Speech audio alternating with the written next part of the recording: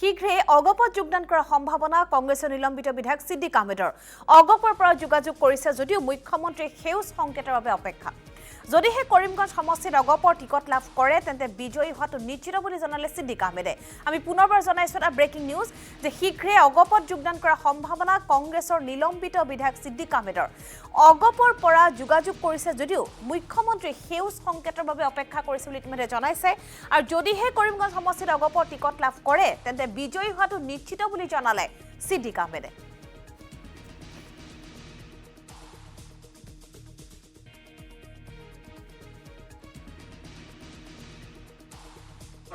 অগপৰ মানুহবিলাকে বিচাৰিছে কিন্তু মই কৈছোঁ যে চিএমছাই যদি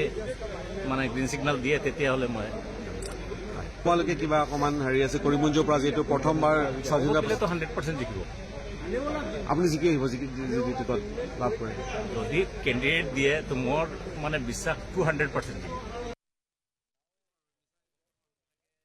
সিদ্দিক আহমেদৰ মন্তব্য ইতিমধ্যে তেখেতে এটাই কৈছে যে অগপৰ পৰা তেওঁৰ সৈতে যোগাযোগ কৰা হৈছে যদিও মুখ্যমন্ত্ৰী সেউজ সংকেতৰ বাবে অপেক্ষা কৰিছে পুনৰ শুনোৱা হওক সিদ্দিক আহমেদৰ মন্তব্য বিলাকে বিচাৰিছে কিন্তু মই কৈছোঁ যে চিএমছাই যদি মানে গ্ৰীণ ছিগনেল দিয়ে তেতিয়াহ'লে মই তোমালোকে কিবা অকণমান হেৰি আছে কৰিমগঞ্জৰ পৰা যিহেতু প্ৰথমবাৰ স্বাধীনতাতো 100% জিকিব আপুনি জিকি আহিব যদি টিকট লাভ কৰে যদি কেণ্ডিডেট দিয়ে তো মোৰ মানে বিশ্বাস 200% জিকিব কৰিমগঞ্জ সমষ্টিত টিকট দিলে বিজয় নিশ্চিত ইতিমধ্যে সেই কথা উল্লেখ কৰিছে সিদ্দিক আহমেদে আৰু এই সন্দৰ্ভত অধিক তথ্যৰ বাবে আমি সংযুক্ত হৈছোঁ আমাৰ হাইলাকান্দিৰ সিনিয়ৰ ব্যুৰ চিফ নীলোৎপল দেৱৰ সৈতে নীলোৎপল শীঘ্ৰে অগপত যোগদান কৰাৰ সম্ভাৱনা কংগ্ৰেছৰ নিলম্বিত বিধায়ক সিদ্দিক আহমেদৰ ইতিমধ্যে সিদ্দিক আহমেদে নিজে সেই কথা কৈছে যে যোগাযোগ কৰা হৈছে কিন্তু তেওঁ অপেক্ষা কৰি আছে মুখ্যমন্ত্ৰীৰ সেউজ সংকেতৰ বাবে নীলোৎপল বৰাকত বৰ্তমান আটাইতকৈ চৰ্চিত বিষয়টোৱে হৈছে যে বিলম্বিত কংগ্ৰেছ বিধায়ক সিদ্দিক আহমেদৰ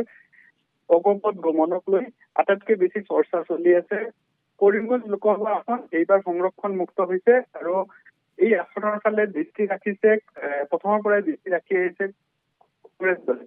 কংগ্ৰেছ দলে দেখা ইতিমধ্যে এই আসনত এজন সংখ্যালঘু প্ৰাৰ্থীক প্ৰতিদ্বন্দ্বিতা কৰাৰ কথা নিশ্চিত কৰিছে দেখা গৈছে যে এআইইউডিএফ দলে এই সমষ্টিত এজন সংখ্যালঘু ব্যক্তিক টিকেট প্ৰদান কৰিব এনে অৱস্থাত হঠাৎ চৰ্চালৈ আহিছে সিদ্দিক আহমেদৰ নাম কংগ্ৰেছৰ নিলম্বিত বিধায়ক নীলামবাজাৰৰ বিধায়ক তেখেত আৰু দক্ষিণ কৰিমগঞ্জৰ বিধায়ক সিদ্দিক আহমেদে কংগ্ৰেছ ত্যাগ কৰিব আৰু তেখেত অগপত জইন কৰিব আৰু তেখেতক কৰিমগঞ্জ আসনত অগপৰ পৰা টিকেট প্ৰদান কৰা হ'ব এই কথাই আটাইতকৈ বেছি চৰ্চিত হৈছে আৰু ইতিমধ্যে সিদ্দিক আহমেদে এই কথা স্বীকাৰো কৰিছে যে তেখেতৰ এই অফাৰ প্ৰদান কৰা হৈছে ইয়াতে এটা লক্ষণীয় বিষয় হ'ল যে কৰিমগঞ্জ লোকসভা আসনত বৰ্তমান প্ৰায় 2 লাখতকৈ বেছি সংখ্যালঘু ভোট আছে যদি আমি হিন্দু ভোটৰ লগত কম্পেয়াৰ কৰো আৰু এনে অৱস্থাত সংখ্যালঘু প্ৰাৰ্থী প্ৰদান কৰিব কংগ্ৰেছ আৰু ইউডিএফ দলে এনে অৱস্থাত অগপৰ পৰা যদি সিদ্দিক আহমেদক টিকেট প্ৰদান কৰা হয় এনে অৱস্থাত দেখা যাব যে সংখ্যালঘু ভোট নিৰ্বাচন হোৱাৰ সম্ভাৱনা আছে আৰু তেতিয়াই দেখা যাব যে এটা ৰিয়েলিষ্টিক চান্স আহি পৰিব বিজেপি প্ৰাৰ্থীৰ জয়লাভৰ সেয়ে আকৰ্ষণীয় হৈ পৰিছে কৰিমগঞ্জ লোকসভা নিৰ্বাচন আৰু নিৰ্বাচনৰ দিন ঘোষণা কৰাৰ পূৰ্বেই দেখা গৈছে যে কৰিমগঞ্জ লোকসভাৰ আসনৰ যি কণ্টেষ্ট সেয়া আকৰ্ষণীয় হৈ পৰিছে আৰু সিদ্দিক আহমেদৰ নাম অন্তৰ্ভুক্ত হোৱাৰ লগে লগে দেখা গৈছে যে যি ৰাজনৈতিক সমীকৰণ সেয়া সম্পূৰ্ণভাৱে সলনি হৈ পৰিছে হয় নীলোৎপল দেৱ আপোনাক ধন্যবাদ জনাইছো